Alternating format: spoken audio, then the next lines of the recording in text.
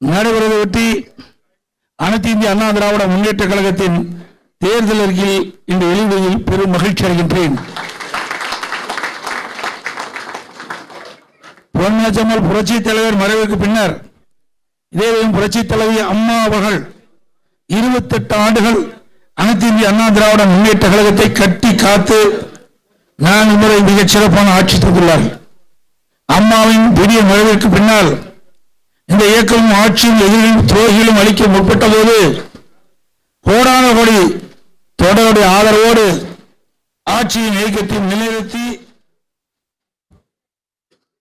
நிலைநிறுத்துவது என்பதையும் தமிழக மக்களுக்கு ஒரு சிறந்த ஆட்சி வழங்கப்பட்டது. கொரோனா பெருந்தொற்று காலத்திலும் அரசிற்கு வருமானமே இல்லாத நிலையிலும் கூட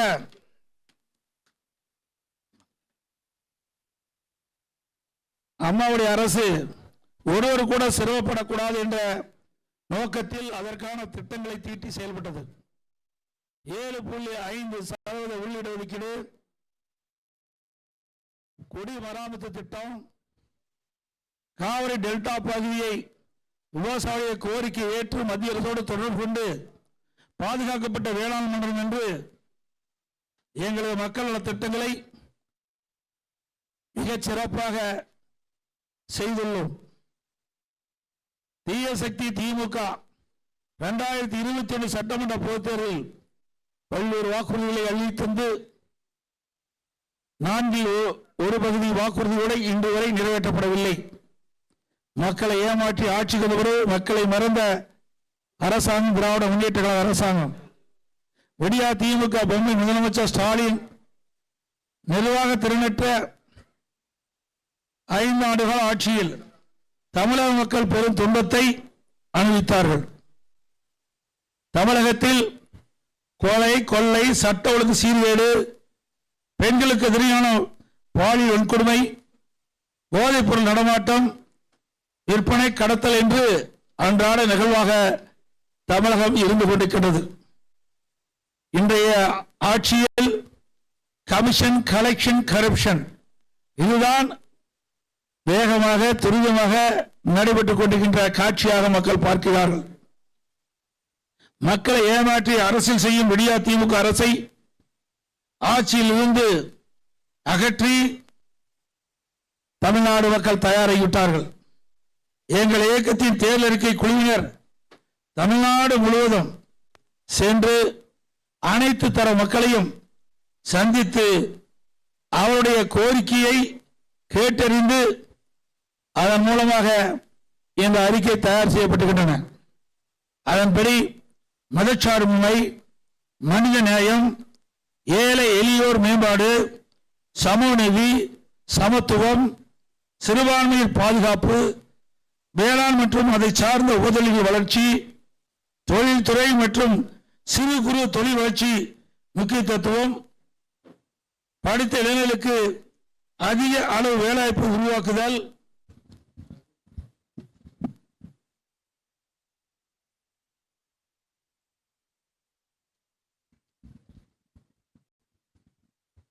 போன்ற அடிப்படை கொண்ட தேர்தல் அறிக்கையாக தயாரிக்கப்படுகின்றது. ஏற்கனவே 3 கட்டமாக தேர்தல் அறிக்கை நாங்கள் வெளியிட்டோம்.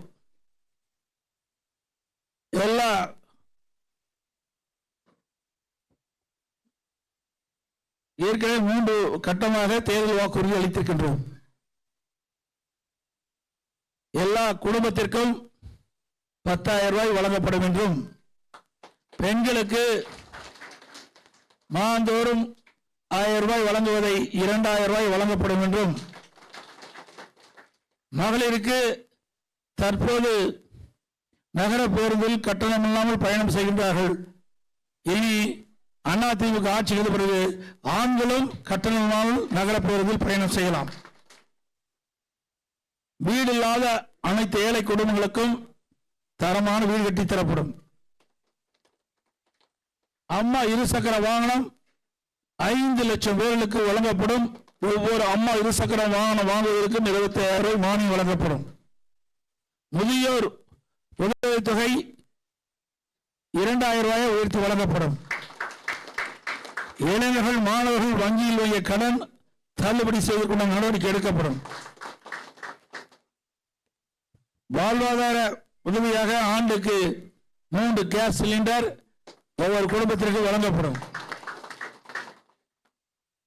தற்போது இல்லத்தரசின் பணிச்சுமையை குறைக்க அரிசி குடும்ப அட்டைதாரருக்கு குளிர்பதனை பெட்டி ஃப்ரிட்ஜ் விலையில்லாமல் வழங்கப்படும். குடும்ப அட்டைதாருக்கு தற்போது வழங்கி வரும் விலையில்லா அரிசியோடு 1 கிலோ பருப்பு 1 லிட்டர் சமையல் எண்ணெய் விலையில்லாமல் அனைத்து குடும்ப அட்டைக்கும் வழங்கப்படும்.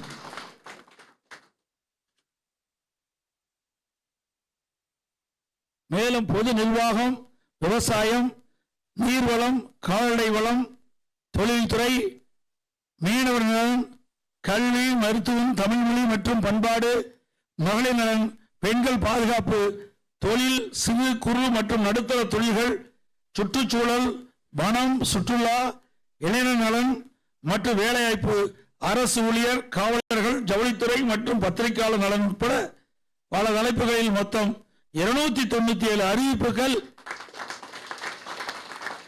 இன்றைய தினம் அனைத்து இந்திய அண்ணா திராவிட முன்னேற்ற கழகத்தின் சார்பாக வெளியிடப்படும் என்ற மகிழ்ச்சியான செய்தி இந்த நேரத்தில் தெரிவித்துக் கொள்கிறேன்.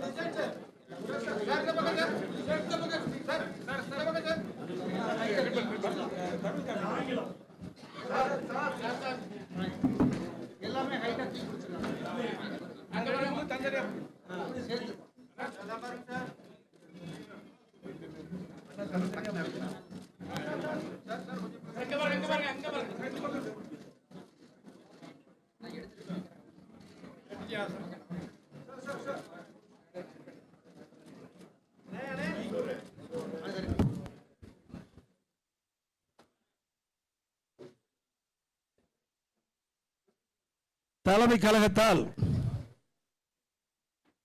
நியமிக்கப்பட்ட தேர்தல் குழு தலைவர் உறுப்பினர்கள் அனைவரும் தமிழ்நாடு முழுவதும் பலதரப்பட்ட மக்களை சந்தித்து அவர்கள் கொடுத்த கோரிக்கையினை ஏற்று சிறப்பாக இந்த தேர்தல் அறிக்கையை தயாரித்த குழு தலைவருக்கும் அது இடம்பெற்றிருக்கின்ற உறுப்பினர்களுக்கும் இந்த நேரத்தில் மனமாற பாராட்டுக்களை வாழ்த்துக்களை தெரிவித்துக் கொள்கின்றேன்.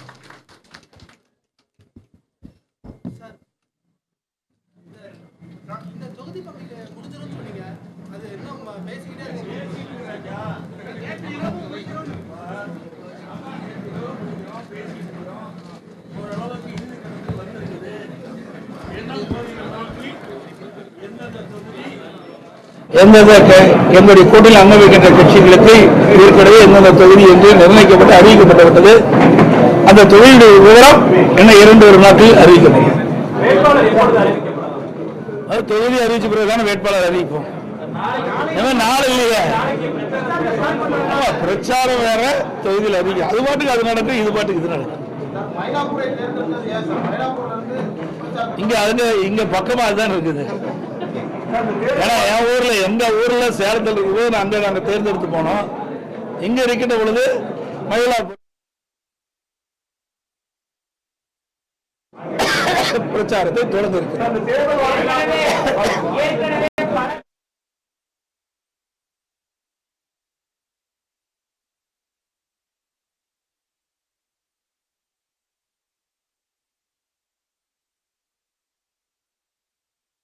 இல்லை, நிதி ஆதாரத்தை எப்படி பெருக்குன்னு கேளுங்க. நிதி ஆதாரத்தை சரியான முறையில் பெருக்கும். நான் தெளிவாக சொல்லியிருக்கிறேன்.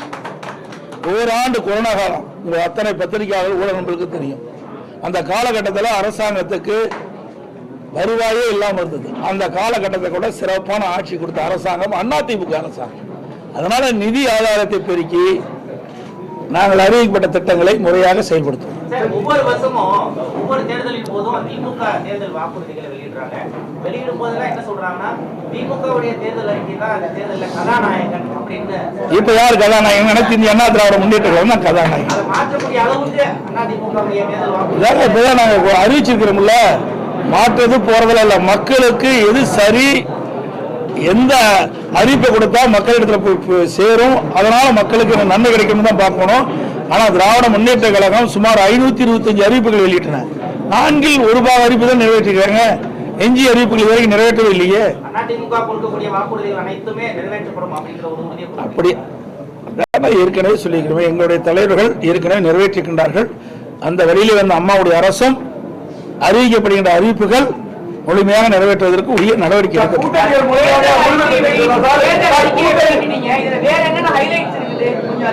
அதெல்லாம் உள்ள படிச்சு பாருங்க. 297 அறிவிப்புகள் கொடுக்குறோம்.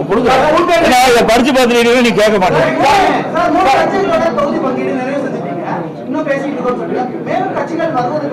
இல்ல இல்ல, என்ன வாசன் அவர்கள் இருந்தாரு, அப்புறம் ஐஜேகே இருக்குது, அப்புறம் இன்னும் ஜெகன்மூர்த்தி அவர்கள் ஜெகன்மூர்த்தி அவர்கள் இருக்காங்க, அப்புறம் இன்னும் இருக்காங்க. சிறு சிறு கட்சிகள்லாம் எங்களோட வந்து பேச்சுவார்த்தை நடத்திட்டு இருக்கிறாங்க. அநேகமா இன்று நாளைக்கெல்லாம் முடிஞ்சிடும். புதுசா வர்றதுக்கு இதுவரை எந்த வாய்ப்பும் வருவதா தெரியல. இல்ல, இதுவரைக்கும் பேச்சுவார்த்தை நடத்தணும். ஆனா பேச்சுவார்த்தை இறுதி பெறவில்லை. அப்படி ஒன்றும் கிடையாது. ஒவ்வொருத்தருக்கும் ஒரு அடிப்படை இருக்கின்றது. அந்த அடிப்படையில் அவர்கள் கேட்பதற்கும் நாங்கள் சொல்வதற்கும் சில வேறுபாடு இருந்தனால அப்படி நின்று போச்சு.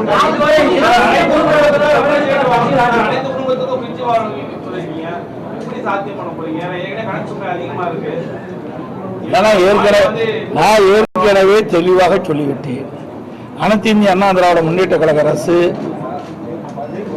ஆட்சி செய்த பொழுது கொரோனா காலம், ஓராண்டு அரசுக்கு வருவாய் இல்லாமல் இருந்தது. அந்த காலகட்டத்தில் கூட ஒரு சிறப்பான ஆட்சி கொடுத்த அரசாங்கம் அதிமுக அரசு. வருவாய் இல்லாத போது ஒரு சிறப்பான ஆட்சி கொடுத்தோம். வருவாய் இருக்கின்ற போது இந்த திட்டங்களை எல்லாம் முழுமையாக நிறைவேற்றி தருவோம்.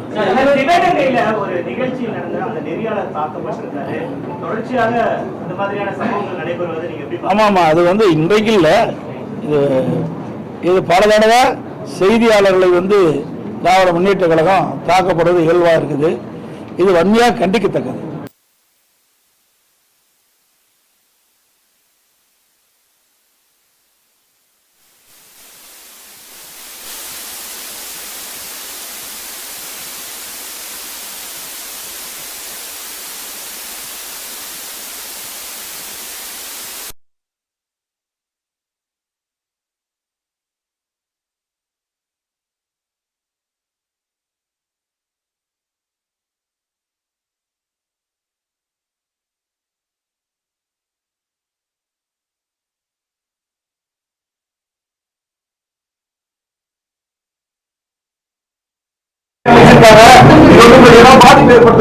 எந்த பாதிப்பு ஏற்படுத்த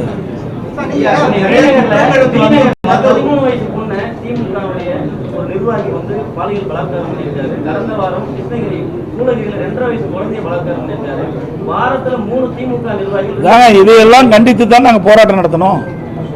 இன்றைக்கு தமிழகத்தில் நிலவுகின்ற இப்படிப்பட்ட சம்பவங்கள்லாம் கண்டித்து அனைத்து இந்திய அண்ணா திராவிட முன்னேற்ற கழகத்தின் சார்பாக சென்னையிலே என்னுடைய தலைமையில் நடைபெற்றது.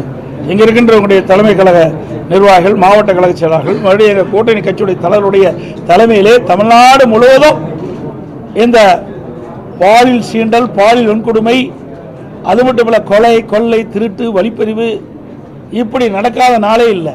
இதையெல்லாம் கண்டித்து நாங்கள் போராட்டமே நடத்தினோம். இந்த ஆட்சி இவ்வளவு போராட்டம் நடத்தி இந்த அரசுடைய கவனத்தை கொண்டு வந்தோம். ஆனால் அதை தடுத்து நிறுத்த திராணி இல்லாத அரசாங்கமாக திரு ஸ்டாலினுடைய அரசாங்கம் இருக்கு.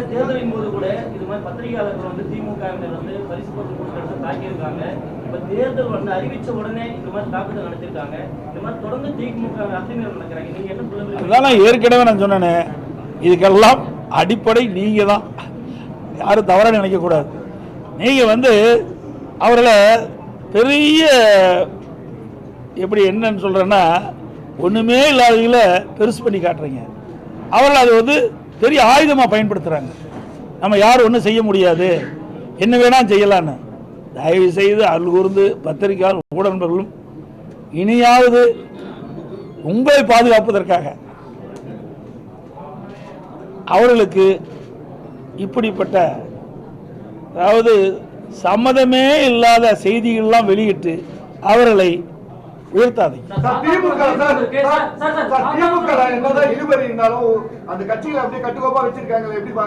எங்க கட்டுக்கோப்பா இருக்குது? 25 நாளா பத்திரிகையில டெய்லி அதால ஓடிட்டு இருக்குது. சொல்றதே கேளுங்க. இது கூட்டணி எத்தனை தடவை பத்திரிகை உங்க பத்திரிகை ஊடகத்திலும் பேசிட்டு இருக்கிறீங்க. தயவு செய்து இப்படி அதுதான் சொல்றேன், இப்படி பேசி தான் அவர்கள் வளர்த்திட்டு இருக்கிறீங்க. அதாவது உலகத்துக்கே தெரியும், உங்க பத்திரிகை ஊடகம் போட்டுட்டு இருக்கிறீங்க. விசிகா என்னென்ன பேசினார், எவ்வளவு மனம் பேசினாரு. அதே மாதிரி அங்க இருக்கிற கம்யூனிஸ்ட் கட்சிகள் தங்களுக்கு ஏற்கனவே வழங்கப்பட்ட தொகுதியெல்லாம் குறைக்கப்பட்டது மன வேதனை வெளிப்படுத்தினாங்க. அதையெல்லாம் நீங்க தொலைக்காட்சியில் தெளிவாக காட்டுங்க, பத்திரிகையில் போடுங்க. நாங்க அப்படி இல்லை, மன உணர்வுபூர்வமாக பேசணும், வந்தோம், அறிவிச்சோம். இப்போ தொகுதி எந்தெந்த தொகுதி எந்தெந்த கட்சிக்குன்னு பேசிட்டு இருக்கிறோம். ஒரு நாள் வெளியே வந்துடும்.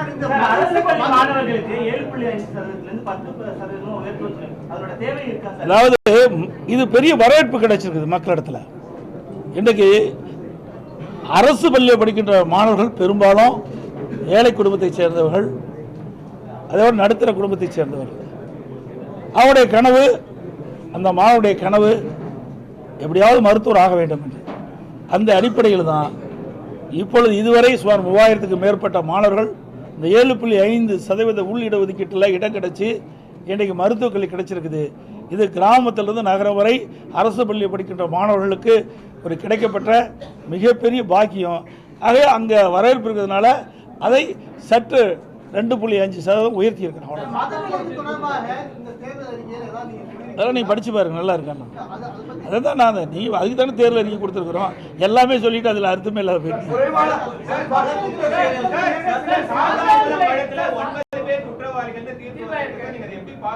சார், நாங்கள் எங்களை பொறுத்த வரைக்கும், அதாவது அனைத்து இந்திய அண்ணா திராவிட முன்னேற்ற கழகத்தை பொறுத்த வரைக்கும் சட்டத்தின் ஆட்சி நடைபெற்றது. தவறு நடந்தால் அதற்கு உண்டான தண்டனை அவர்கள் பெறுகிறார்கள். இது நீதிமன்றம் வழங்கப்பட்ட தீர்ப்பு. ஆக எந்த இடத்தில் தவறு நடந்தாலும் அது தவறு தான், அதில் எந்த ஒரு மாற்று கருத்தும் கிடையாது. அதே நீதிமன்றம் விசாரிக்கப்பட்டு அதில் தவறு நடைபெற்றதாக அந்த விசாரணையில் தெரிய வந்த காரணத்தினால் நீதிமன்றம் சம்பந்தப்பட்டவர்களுக்கு தண்டனை வழங்கியிருக்கு.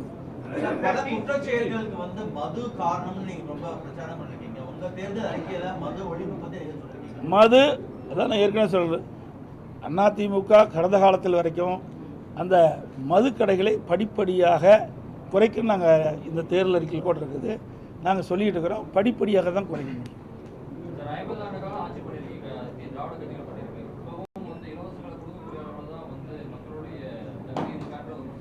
அதாவது எல்லா மக்களும் பணக்காரராக இருந்துட முடியாது. மக்களுக்கு சேவை செய்த ஒரு அரசாங்கத்தினுடைய கடமை. அதுக்காக தான் அரசாங்கத்தை மக்கள் தேர்ந்தெடுக்கிறாங்க. இருக்கின்ற சூழ்நிலையை கருத்தில் கொண்டு அவர்களுக்கு ஒரு நல்ல மகிழ்ச்சியான ஒரு வாழ்க்கை கொடுப்பதான ஒரு நல்ல அரசியலுடைய கடமை. அந்த அடிப்படையில் தான் நாங்கள் இந்த அறிவிப்பெல்லாம் கொடுத்துருக்கிறோம்.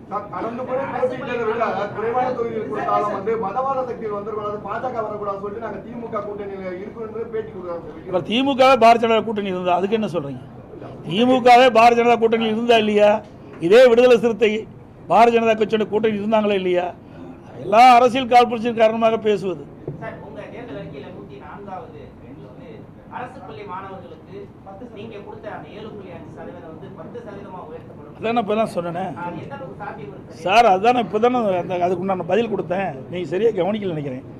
ஏற்கனவே கிராமத்திலிருந்து நகரம் வரை அரசு பள்ளியில் படிக்கின்ற மாணவர்கள் பெரும்பாலும் ஏழை மாணவர்கள், ரெண்டாவது நடுத்தர குடும்பத்தை சேர்ந்தவர்கள். அந்த மாணவருடைய கனவு மருத்துவராக வேண்டும் என்று, அந்த கனவை நனவாக வேண்டும் என்ற அடிப்படையில் தான் 7.5% உள்ளீடு ஒதுக்கீடை கொண்டு வந்து நடைமுறைப்படுத்தப்பட்டு இன்றைய தினம் சுமார் 3000 பேர் மருத்துவக் கல்வி கிடைச்சிருக்குது. இன்றைக்கு அந்த மக்களிடத்திலும் மாணவரிடத்திலும் மிகப்பெரிய வரவேற்பு இருக்கிற காலத்தில் இன்றைக்கு 2.5% உயர்த்தப்பட்டிருக்கு. மருத்துவ படிப்புக்கு மட்டும் குறிப்பிடுவீங்க, மற்ற படிப்புகளுக்கு மற்ற படிப்பு ஏற்கனவே அறிவிச்சிட்டாங்கல்ல. முக்கியமாக மருத்துவ படிப்பு மற்ற படிப்புல இருக்குது இல்லை, அப்போ அறிவிச்சிருக்காங்க. கடந்த தேர்தலில் 179 இடங்கள்ல அதிமுக போட்டியிடுது. இப்போ நம்ம கைவசமே தொகுதி கணக்கு போக 178 தான். அப்போ 170 கூட தான் நீங்கள் போட்டியிடுற மாதிரி இருக்கீங்கன்னா இது ஒரு பின்னடைவு இல்லையா அதிமுக? பின்னடைவு முன்னடைவுலாம் கிடையாது. திமுக எப்படி இருக்குது? நாங்கள் இப்படி இல்லை. திமுக நிலை என்ன சார்? சூழ்நிலைக்கு தகுந்த மாதிரி தான் கூட்டணி அமைக்கப்படும். இது அதிகம் போட்டிடுறது கம்மி போட்டிடுறதெல்லாம் கிடையாது. இன்றைக்கு திமுக தலைமையில் ஒரு கூட்டணி அமைச்சிருக்காங்க. எத்தனை கட்சி இருக்குது? அப்படி பார்க்கும்போது அவங்களுக்கு எத்தனை கட்சி வரப்போகுது? எத்தனை இடத்துல அவர்கள் போட்டியிட முடியும்? அதாவது சூழ்நிலைக்கு தகுந்த மாதிரி நம்ம கூட்டணி அமைக்கிறோம். அந்தந்த கட்சிக்கு நிலையை கருதி அவர்களுக்கு சட்டமன்ற இடங்கள் வழங்கப்படுகிறது, தொகுதி பங்கில் வழங்கப்படுகிறது. சார், அதிமுக மட்டும்தான் சாதாரணமா இருக்கக்கூடிய தொண்டர்கள் வேட்பாளர்களாக வர முடியும். இந்த முறை வேட்பாளர்கள் எப்படி இருப்பாங்க? அதெல்லாம் அறிவு பின்னாடி பாருங்க. வேட்பாளர் குமாரி தான் இருப்பாங்க. வேட்பாளர் அறிவிப்பு நாளைக்கு இருக்குன்னு சொல்லி ஒரு தகவல் சொல்றாங்க. அந்த மாதிரியான அறிவிப்பு அதாவது அதான் நாங்கள் வேகமாக சென்று கொண்டிருக்கின்றோம். பார்த்தீங்க, நேற்று அறிவித்து கொடுத்தோம், இன்னைக்கு தேர்தல் அறிக்கை வெளியிட்டுட்டோம், நாங்கள் பிரச்சாரத்தையும் தொடங்கிட்டோம். இப்பொழுது வேகமாக துரிதமாக ஏற்கனவே எங்களுடைய கூட்டணியில் அங்கமைக்கின்ற கட்சிகளெல்லாம் எத்தனை தொகுதி என்று அறிவிக்கப்பட்டு விட்டது. அந்த தொகுதியினுடைய விவரங்கள் இப்பொழுது பேச்சுவார்த்தை நடந்து கொண்டிருக்கின்றது. இதை முடிவு செய்தவுடன் உடனடியாக எங்களுடைய கூட்டணியில் அங்கமைக்கின்ற கட்சிகள் அனைத்துமே அவர் கட்சியின் சார்பாக வேட்பாளர் அறிவிக்கப்படுவார். அனைத்து உடன்களுக்கும் பத்திரிகை நண்பர்களுக்கும் நன்றி. இதெல்லாம்